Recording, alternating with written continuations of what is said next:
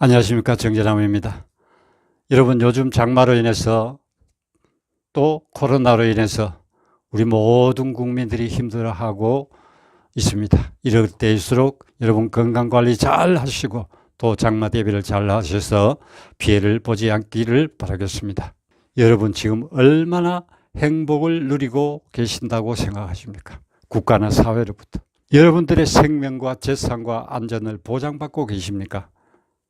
제가 이렇게 질문을 드리면은 여러분 뭐라고 답하실 수가 있겠습니까? 그래, 좋지. 아니야. 아니야. 정말 아니야. 이렇게 어느 쪽에 여러분 답을 하시겠습니까? 방금 제가 서두에서 말씀드린 내용이 요즘 우리가 살아가고 있는 현실이 아닐까라는 생각을 해봤습니다. 여러분, 세계에서 국민들의 행복 지수가 가장 높은 나라가 여러분 어느 나라인지 아십니까? 그리고 우리나라는 국민들의 행복 지수가 세계 몇 위쯤 된다고 생각하십니까? OECD 37개국 중에 지난 연말 유엔에서 발표한 통계 자료입니다.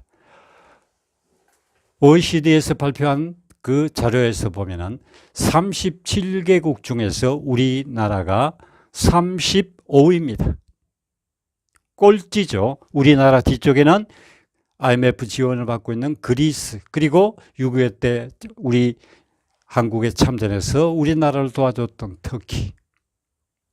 이 세 나라가 OECD 국가 중에서 제일 행복 지수가 낮은 나라입니다. 가장 높은 나라는 저 유럽 지방의 핀란드가 1위, 2위가 덴마크, 3위가 스위스. 이렇습니다. 정말 우리가 행복하게 살고 있구나라는 것을 느끼기 위해서 여러분 가장 중요한 것이 뭐라고 생각하십니까? 그 통계를 유엔에서 뽑을 때 4가지 기준이 있었습니다. 첫째, 국가 채무가 얼마나 되는가. 그러니까 그 나라가 지고 있는 빚이 적어야만이 낮을수록 국민들의 행복 지수가 높다고 합니다. 그런데 우리나라는 어떻습니까? 이명박 박근혜 시절에, 정부 시절에 국가 부채가 400조 초반대, 중반대, 500조, 520 이렇게 초반대였습니다. 520조. 그런데 정부가 바뀌고 지금 현 정부가 들어서는 순간부터 점점 높아지기 시작합니다. 그래서 620조, 800조, 900조 이러니 국민들의 행복 지수가 높아질 수가 없죠. 얼마 전에 국민들의 혈세인 세금을 300조를 추징을 했습니다. 그래서 그 돈으로 코로나로 힘들어하는 국민들에게 생활지원금으로 주자라고 정부 일각에서 얘기를 했는데, 그런데 아닙니다. 추경으로 이거는 아니다. 추경을 내가지고 나라 빚을 내가지고 주자. 이렇게 해서 지금 정부에서 그렇게 그 방향으로 가고 있는 것 같습니다. 자, 그러면은 이 1100조라는 이 어마어마한 돈을 누가 갚아야 됩니까? 그거는 바로 우리 국민들이 갚아야 되죠. 그것도 차세대, 우리 후세들이 갚아 나가야 됩니다. 자, 두 번째, 정치가 바로 서야 된다라는 거죠. 그러니까 정치가 정의롭게 잘 바로 서야만이 그 나라 국민들의 살아가는 행복지수가 높아진다. 삶의 행복지수가 높아진다. 자, 한번 정치 한번 볼까요? 오늘 제가 들은 내용입니다. 여당의 대통령 후보로 출마했는 추미애. 어떤 공약을 했냐? 양극화가 없는 사회, 또 정의가 바로 선 사회라고 얘기를 했습니다. 여러분, 저쪽에 지나가는 어떤 동물이 웃는 걸 제가 봤습니다. 바로 그 모습이 아닙니까? 양극화.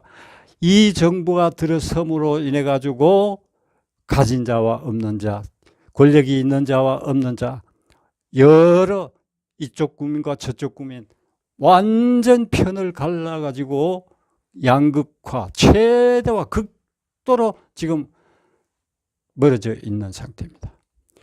자신이 한몫을 했죠. 법장관 할 때 온갖 추한 모습 다 보였습니다. 또 자신의 아들이 병역 문제로 아직 해결받지 못하고 있습니다. 권력이 있으면은 그 수사나 재판이나 이런 모든 것이 계속 늦춰지는 모양입니다. 그런 나라에 우리가 살고 있습니다. 그런 자가 바로 양극화가 어쩌니 공정이 어쩌니 이렇게 얘기를 합니다. 그래서 저는 지난번에도 한번 말씀을 드렸습니다만 정치인들의 대부분은 바로 한자로 견, 돈 같은 사람들이다. 오래전에 프랑스의 드골 대통령이 한 말입니다. 정치인들이 한 말을 절대 믿지 마라. 정치인들은 자신이 한 말을 절대 믿지 않는다. 자기 자신은 말을 하면서 그 말을 자기 자신은 절대 믿지 않는다라는 거죠. 그리고 사람들이 자기 자신의 정치인들의 말을 믿으면 당황한다라고 했습니다. 그런데 요즘 우리나라 정치인들을 보면은 당황하는 게 아니고 즐긴다라고 저는 표현하겠습니다.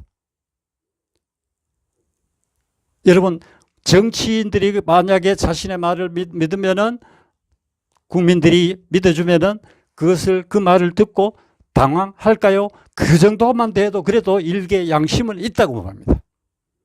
그런데 지금 우리나라 정치인들의 모습은 어떻습니까? 그 말을 듣고 당황하는 것이 아니고 즐긴다라고 저는 밖에 볼 수가 없다라는 것이죠. 그래서 지금 우리나라 정치를 평가하면 점수를 주자면 저는 20점도 많다고 생각됩니다. 그래서 우리가 지금 선거 대통령 대선을 앞두고 지금 벌써 난리를 치고 있죠. 그런데 저는 대통령 후보가 대통령이 되어야 할 사람은 절대 지금 현재 정치에 물 담은 지 몇 년 된 사람, 이런 사람들은 저는 안 된다고 봅니다. 국회의원 3선 이상은 절대 안 된다고 봅니다. 왜? 이미 더럽혀질 대로 더럽혀지고 말은 청산유수로 합니다. 국민들의 귀를 간지려고 사탕 발림을 잘 하죠. 그래서 이런 사람은 절대 하면 안 된다. 정말 정치에 때가 묻지 않고 정말 정의롭고 우리 이 썩어 빠진 사회를 공정과 정의와 상식이 비상식화되는 게 아니라 상식이 통하는 사회, 상식이 통하는 사회를 얘기하고 그것을 위해서 자기의 어떤 철학을 얘기하는 사람이라야 된다. 이제는 이론 정치할 때는 끝났다. 이론 정치는 학교 교수들이나 강단에서 하는 얘기지. 대통령이라면은 현장에서 뛰어다니면서 백성들의 소리를 듣고 그렇게 그것을 정치에 반영을 시킬 수 있는 사람이라야 대통령 될 자격이 있다. 이 사람 얘기 저 사람 얘기 듣고 판단도 못하면서 그러니까 대통령은 리더십이 있으면서 옳고 그름을 판단할 수 있는 그러한 사람, 절대 리더십이 없고 고집불통인 사람은 안 된다는 거죠. 고집이 있으면 다른 사람 얘기를 들을 줄을 모릅니다.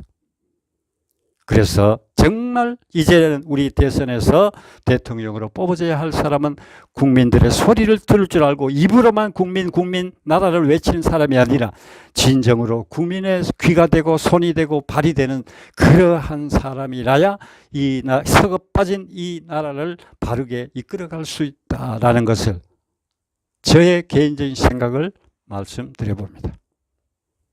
세 번째, 재해로부터 안전을 보장받는 나라가 그 나라 국민들의 행복 지수가 높다. 지금 현재 우리나라 여러분 안전 쪽에 보장을 받고 있습니까? 안전과 국민 개개인의 생명과 재산과 어떤 이런 쪽에 안전을 보장받고 있습니까? 그렇게 생각하십니까?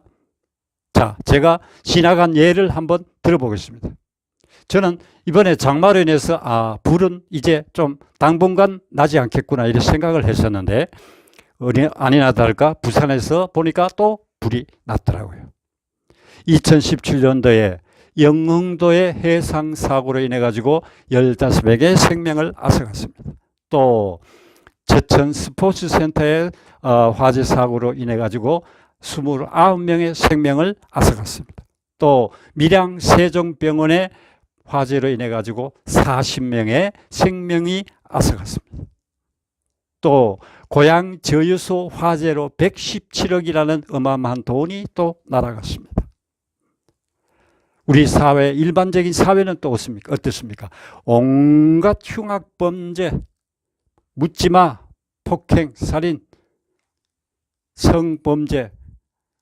지금 공군 여중사의 그 사건이 아직도 조사 중이고 그 상태에서 또 육군 준장 별 1개의 장군이 또 자기 부하를 노래방 가서 또 그러한 짓을 저질렀습니다. 이러한 사회에 지금 우리가 살고 있습니다. 이것뿐입니까? 철도 사고, 또 지난 산불 사고, 또 포항 경주에 지진 일어났죠. 옛날 같으면 지진 일어나고 이러면은 이거는 임금은 맵니다. 나라에 무슨 이변이나 변고가 있을까봐. 그런데 이 사고로 어마어마한 피해를 또 우리가 입었습니다. 얼마 전 또 쿠팡 화재 사건.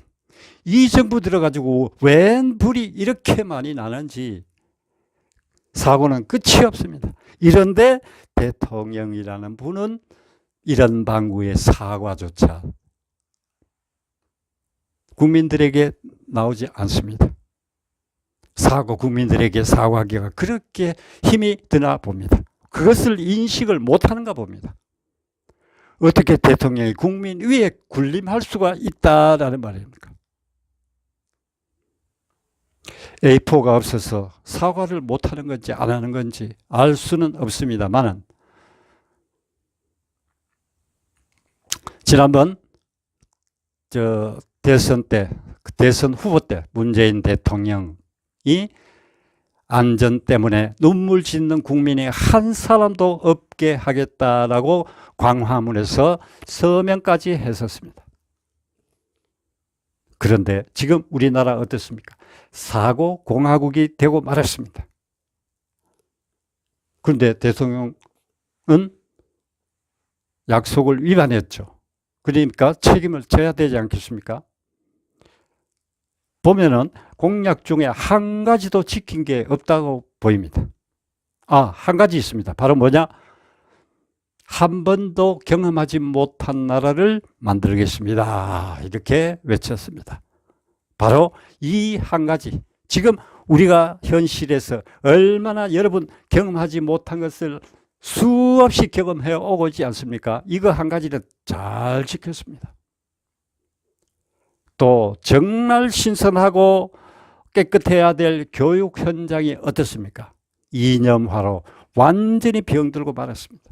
얼마 전에 전라북도 군산에서 있었던 중학교 2학년 교실 기말고사 시험장이었습니다. 거기에 출제된 문제가 지금 윤석열 전 검찰총장의 장모 문제, 또 이준석 야당 대표 군 문제, 이 문제가 시험에 출제되었습니다. 그것도 정약용의 목민심서, 플라톤의 국가론, 이거를 예를 들어서 사회 지도자의 정치인의 덕목이 어떤가, 70자 이내로 논해라, 100자 이내로 논해라, 이렇게 시험 문제가 출제되었습니다. 이게 바로 우리 교육 현장입니다. 이 교사가 바로 이제는 바로 정교사도 아니고 기간제 교사입니다. 그러니까 한 교사가 장시간 학교 출강하기가 힘드니까 그 대신에 와서 애들 가르치고 있는 그러한 기간제 교사입니다.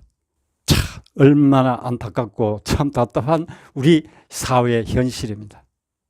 이게 정말 여러분 나라라고 생각하십니까? 자, 그 다음에 그리고 제가 한 가지 잊었습니다. 지금 현재 청와대 1급 비서관 출신이었거나 지금 현직 비서관 중에 오늘 한 명 추가되어서 14명의 비서관들이 수사를 받고 있거나 범죄 혐의를 받고 있고 또 재판 중에 있고 이런 사람들 가장 제1호가 바로 전병헌 수석이었습니다. 그 다음에 조국, 한병도, 신미수, 김종천, 임종석, 이광철, 최강욱, 백원욱, 박형철, 정환석, 송인배, 이진석, 그 다음에 며칠 전에 검찰 조사를 받았다는 김상조 공정거래위원. 또 이쁩니까? 현직 장관이 피고인입니다. 박범계. 또 지금 지난번 그 패스트트랙 그때 당시에 당직자를 멱살을 잡고 폭행한 죄로 피고인이 되어서 재판을 받고 있습니다. 검찰총장은 어떻습니까? 바로 그 김학의 출국 사건 때 연루된 또 그로 인해서 피고인이 되었습니다. 또 뭡니까? 우리나라 얼마 전에 금융 사건이 터졌죠. 옵티머스 사건. 그러니까 5천 명으로부터 3조 원의 피해 금액을 만들어냈던 그 옵티머스 사건의 5건의 사건 수임을 받아가지고 거기에 대한 변론을 했었습니다. 이게 지금 우리 타법 개통의 현실입니다. 또 추미애는 어떻습니까? 아직 아들 군 문제 해결되지 않았죠. 그런데 대통령 후보에 나왔습니다. 조국 더 이상 말하기도 싫습니다. 온갖 꼼수와 찬스와 이런 것들이 지금 우리 정치권에 현 정치권의 14명이라는 이 비서관들의 범죄. 이러니까 사고공화국이라는 소리를 들을 수밖에 없지 않겠습니까? 자, 네 번째, 삶의 복지 수준이 바로 행복지수를 말해준다고 합니다. 우리나라는 어떻습니까? 복지비는 엄청 나가고 있죠, 지금. 그런데 저는 이렇게 볼 때, 저는 개인적으로 이렇게 생각합니다. 표를 위한 복지, 표가 있는 곳에는 복지가 있다. 복지가 따라다닌다. 표가 있는 곳에 복지가 따라다닌다. 저는 그렇게 생각을 했습니다. 실제로 국민들의 삶에 뒷받침되는 복지가 아닌 표를 얻기 위한 곳에 따라다니는 복지. 그러니까 국민들의 행복지수는 절대 올라갈 수가 없다. 자, 여러분. 우리나라가 이렇게 참담한 사회로 참담한 정치로 변화되고 있는 이 현실 앞에 여러분은 과연 어떻게 지금 살아가고 있습니까? 정치, 경제, 사회, 문화, 외교, 안보, 국방, 교육 어느 한 분야도 제대로 돌아간다라고 할 수 있는 곳이 없습니다. 지난번 대통령이 4주년 기념 기자회견을 할 때 시대정신과 균형 감각을 얘기했습니다. 지금 하고 있는 정치 모습이 시대정신에 맞는 모습입니까? 오직 적폐, 오직 검찰개혁 이것뿐입니다. 온갖 범죄, 부동산 문제 이런 것은 국민들이 피를 토하고 있습니다. 공정과 정의는 찾아볼래야 찾아볼 수가 없는데 시대정신과 무슨 균형감과 갈라질 대로 국민들이 갈라져 있고